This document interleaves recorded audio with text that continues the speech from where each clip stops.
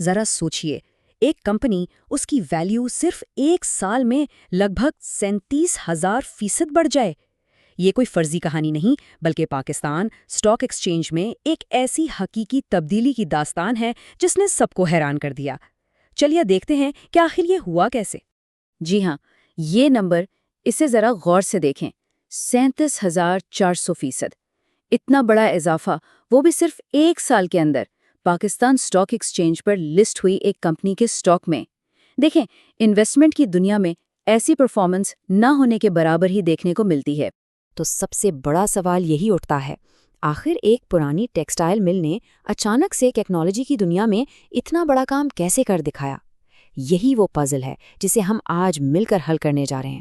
تو اس پوری کہانی کو ٹھیک سے سمجھنے کے لیے ہم اسے 5 حصوں میں دیکھیں گے۔ پہلے ہم بات کریں گے اس حیران کن اسٹاک سرچ کی، پھر دیکھیں گے کہ کمپنی ٹیکسٹائل سے ٹیکنالوجی تک کیسے پہنچی، اس کے بعد مرجر نے کیا اہم کردار ادا کیا، چوتھے حصے میں اس کے فائنینشیل بوم کا جائزہ لیں گے، اور آخر میں بات ہوگی ایٹانس کے مستقبل کے پلانز پر۔ تو چلیے شروع کرتے ہیں پہلے حصے سے، یہ زبردست اسٹاک اضافہ۔ دیکھیں، یہ صرف کوئی معمولی اضافہ نہیں تھا، بلکہ ایک فائنینشیل دھماکہ تھا۔ اس کی پرفارمنس نے تو بڑے بڑے تجربہ کار انویسٹرز اور اینالسٹس کو بھی ہلا کر رکھ دیا۔ تو آخر اس کی وجوہات کیا تھی؟ چلیے سمجھنا شروع کرتے ہیں۔ اچھا، تو اس پزل کا سب سے پہلا اور سب سے اہم پیس وہ یہ ہے کہ یہ کمپنی ہمیشہ سے ایک ٹیک فرم تھی ہی نہیں۔ اس کی شروعات، اس کی بنیادیں ایک بالکل ہی الگ انڈسٹری میں تھیں۔ اس کمپنی کا ماضی اس کے آج سے بالکل الگ تھا۔ پہلے اس کا نام تھا ظہور کاٹن ملز لمیٹڈ، اور اس کا کام تھا گرے فیبرک یعنی خام کپڑا بنانا اور بیچنا۔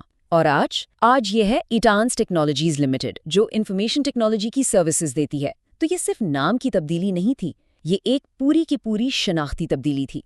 بزنس کی زبان میں ایسی تبدیلی کو بزنس پیوٹ کہا جاتا ہے، مطلب مارکیٹ کے حالات کو دیکھتے ہوئے آپ اپنی پوری اسٹریٹجی ہی بدل دیں۔ انٹینس نے بھی یہی کیا۔ انہوں نے ٹیکسٹائل کی روایتی انڈسٹری کو چھوڑ کر سافٹ ویئر ڈیولپمنٹ اور آئی ٹی سروسز جیسے ایک ہائی گروتھ سیکٹر کو چنا، جو کہ سچ میں ایک بہت بڑا اور دلیرانہ قدم تھا۔ اچھا، اب بات کرتے ہیں اس ایک ایونٹ کی جس نے اس پوری تبدیلی کو ممکن بنایا، ایک مرجر، جس نے کمپنی کے سٹرکچر کو، اس کی ساخت کو مکمل طور پر ایک نئی شکل دے دی۔ تو دیکھیے، مرجر سے پہلے کمپنی کے پاس کل عام شیئرز تھے تقریباً 9.86 ملین۔ یہ اس کے پرانے سٹرکچر کا سائز تھا۔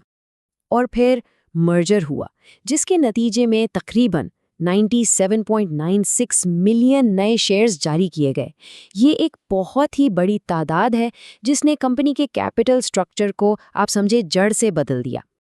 اور یوں کمپنی کے ٹوٹل شیئرز کی تعداد 107.82 ملین تک جا پہنچی۔ اس سے نہ صرف کمپنی کا اسکیل بڑھا، بلکہ اس کا شیئر کیپٹل بھی ڈراماٹک طور پر بڑا ہو گیا، جس نے مستقبل میں گروتھ کے لیے ایک بہت مضبوط بنیاد رکھی۔ تو اب ہم یہ تو جان گئے کہ یہ تبدیلی آئی کیسے۔ اب دیکھتے ہیں کہ اس کے نتائج کیا نکلے، یعنی وہ ناقابل یقین فائنینشیل ریزلٹس جنہوں نے سب کو دنگ کر دیا۔ اس تبدیلی کا سب سے پہلا اور واضح اثر تو ریونیو پر نظر آیا، جو 100% سے بھی زیادہ بڑھ گیا۔ صرف 6 مہینوں میں ریونیو 121 ملین روپے سے سیدھا 242 ملین روپے پر پہنچ گیا۔ یہ گروتھ کی ایک غیر معمولی رفتار ہے۔ تو اس زبردست اضافے کے پیچھے وجہ کیا تھی؟ وجہ تھی ایک بہت بڑا مقامی کانٹریکٹ۔ پچھلے سال اسی دوران کمپنی کی سیلز صرف ایکسپورٹ تک محدود تھیں، لیکن اس ایک نئے کانٹریکٹ نے پوری گیم ہی بدل دی۔ آئیے ذرا ان نمبرز کو اور قریب سے دیکھتے ہیں۔ ریونیو 121 ملین سے بڑھ کر 242 ملین ہو گیا۔ ٹیکس کے بعد منافع یعنی پروفٹ آفٹر ٹیکس 65.9 ملین سے سیدھا 162 ملین تک پہنچ گیا۔ اور سب سے اہم بات، ارننگز پر شیئر 0.61 روپے سے بڑھ کر 1.50 روپے ہو گئی۔ اس سے صاف ظاہر ہوتا ہے کہ ریونیو میں اضافہ براہ راست شیئر ہولڈرز کے لیے بڑے فائدے میں تبدیل ہوا۔ اچھا، اتنی شاندار پرفارمنس کے بعد اب آگے کیا؟ کمپنی کا مستقل کا پلان کیا ہے؟ آئیے دیکھتے ہیں کہ وہ یہاں سے کہاں جانے کا ارادہ رکھتے ہیں۔ یہ کمپنی کے اپنے الفاظ ہیں جو ان کے لمبے ویژن کو ظاہر کرتے ہیں۔ ان کا مقصد ہے کہ وہ بین الاقوامی کلائنٹس کے لیے کسٹمائز سافٹ ویئر سولوشنز بنائیں اور اس طرح پاکستان کی IT ایکسپورٹس کو مضبوط کرنے میں اپنا ایک فعال کردار ادا کریں۔ تو ان کی اسٹریٹجی آپ کہہ سکتے ہیں 2 حصوں پر مشتمل ہے۔